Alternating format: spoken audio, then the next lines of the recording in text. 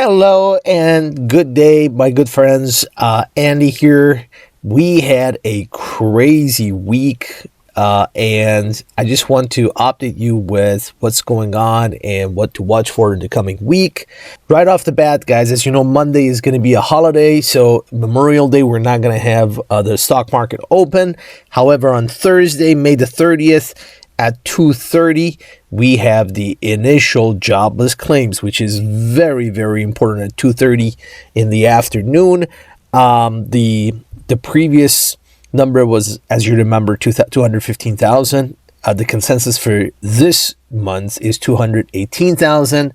And let's see what we're gonna get if the jobless claims actually surprises again upwards and there are more people who need jobs.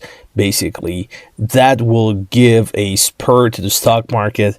You should see another rally. However, if we see jobless claims falling down, which could happen, basically shows the resilience of the economy basically, and the chances that the market goes for a big major sell-off is again very, very high. So we just have to tune in and wait and watch and see what will be on Thursday the 30th. Now let's take a quick look at Dow Jones. We had a beautiful sell-off.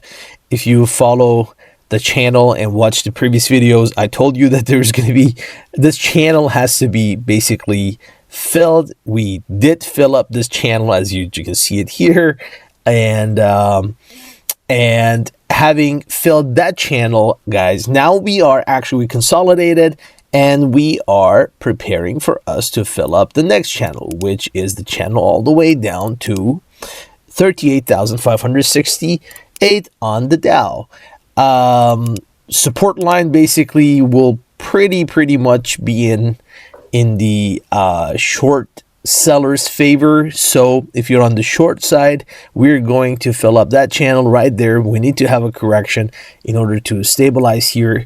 If the economy wants to stabilize and you know, go back to its bullish trend, then we need to make this correction and potentially build up from there.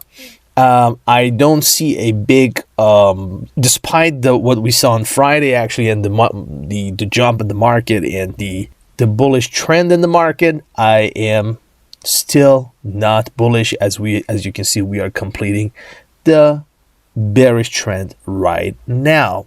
If you look at the S&P 500, same story has happened here, guys. We need to fill up this gap as we discussed. As you can see here, we are right on the moving average.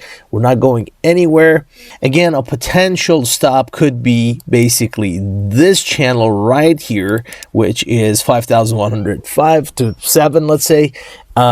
Channel needs to be filled up before we fill up the next channel, which is 4,682. That's the long-term moving average. So I don't think this green line will, you know, get broken very easily unless we get some horrible, devastating news.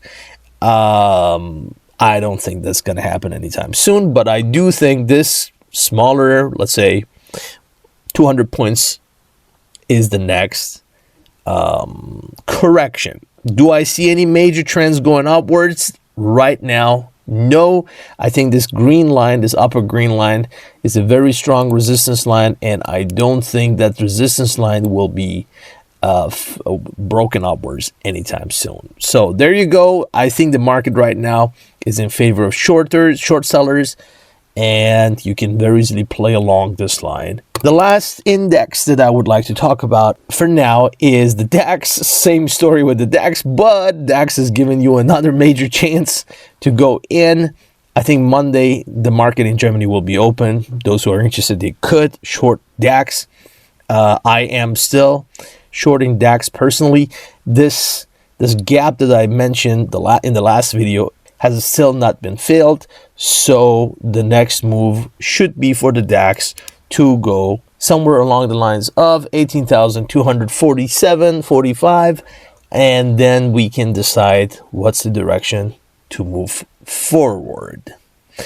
Anyways, guys, next week we're tuning in on Thursday. It's a very important day for the market. Let's see if the initial jobless claims is going to surprise upwards or downwards. Either way, it's going to give us I think if they give the numbers within the consensus, you're not going to see a big jump in the market.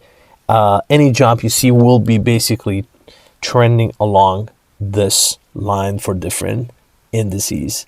Thank you very much and talk to you soon.